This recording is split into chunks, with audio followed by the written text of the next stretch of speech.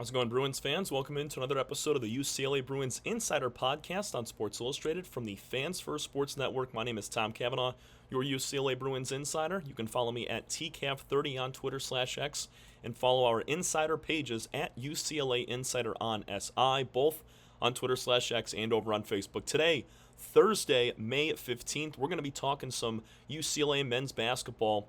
Just kind of looking, I really wanted to put together a story of 1 to 3 guys that, could be the biggest surprise for this team. Because we already know Donovan Dent's coming in, Eric Daly Jr. and Tyler Bilodeau, 2 very key returners.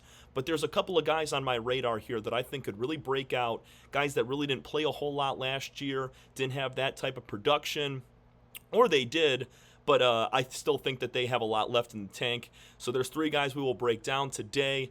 2 returners and then 1 incoming transfer, I should say. And it starts with Trent Perry, the sophomore. He's coming off that true freshman season for the Bruins, and I thought he got valuable minutes. Now, head coach Mick Cronin really, really liked Perry's game, and that's why he put him out there very often. He loved the tenacity, loved the effort. Trent did a great job of getting to the free throw line. He didn't take a ton of shots from the field, but whenever I look at his scorecard, he'd have probably 5-6 free throws almost every single time he was out, averaging just under 12 minutes a game. He only averaged 3.7 points and 1.7 rebounds per game in those 11.5 minutes, but I still think this is his breakout season. I think head coach Mick Cronin's going to put him into a much larger role this year. You had both Dylan Andrews and Sebastian Mack really leading the charge of the point guard position for this team last year. And now you got Donovan Dent. But I think Perry will really step into that second string role coming off the bench to save Dent whenever he's in foul trouble or whenever he needs a breather. That's when Trent comes in and he's able to make a mark. And, his shooting percentages weren't terrible. He was 37%, 35% from 3.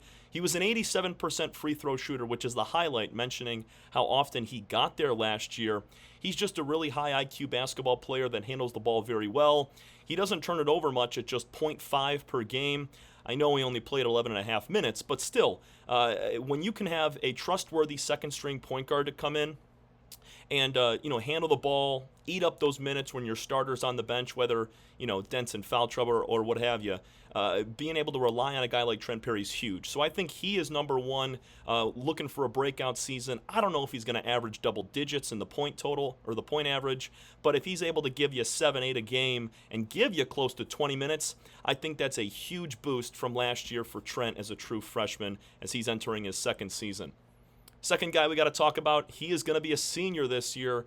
His final go-around, it's Sky Clark, the shooting guard.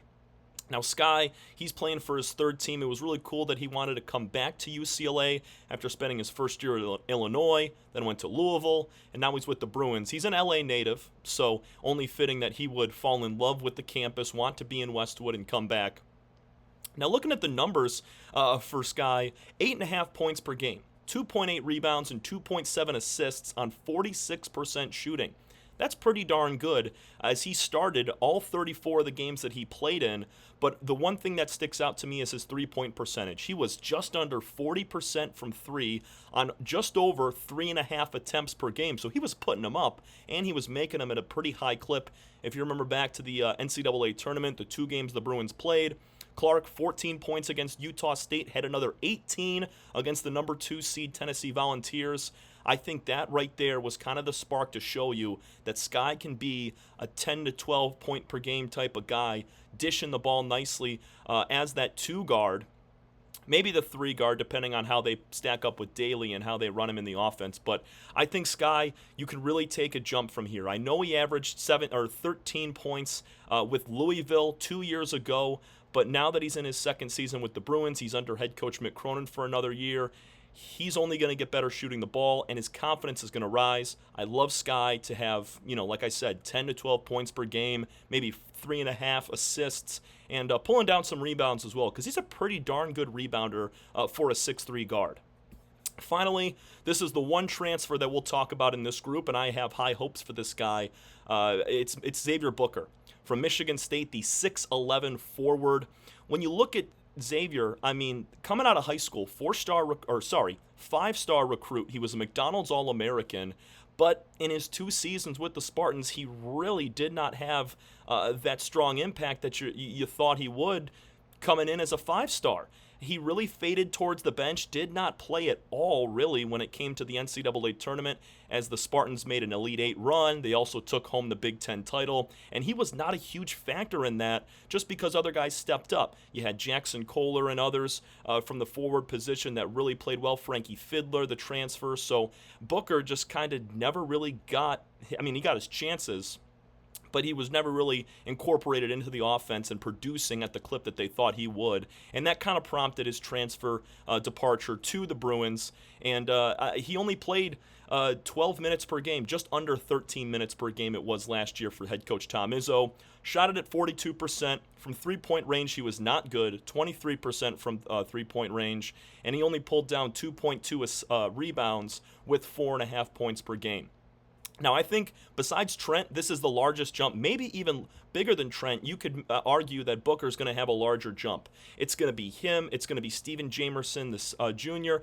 It's also going to be Tyler Bilodeau down low. Those guys controlling the paint. I think Booker really is a great reload from losing a Dai Mara. And Booker, in my opinion, he's got the abilities, the intangibles, to be a guy that averages 10 points a game, pulls down 6.5 rebounds, and he shoots the ball probably close to 50% of the time if you get him in that right offensive mode. I really like Xavier to have a standout year after 2 sluggish seasons with the Spartans. He's going to have a new home. He's going to feel, refreshed and a new start.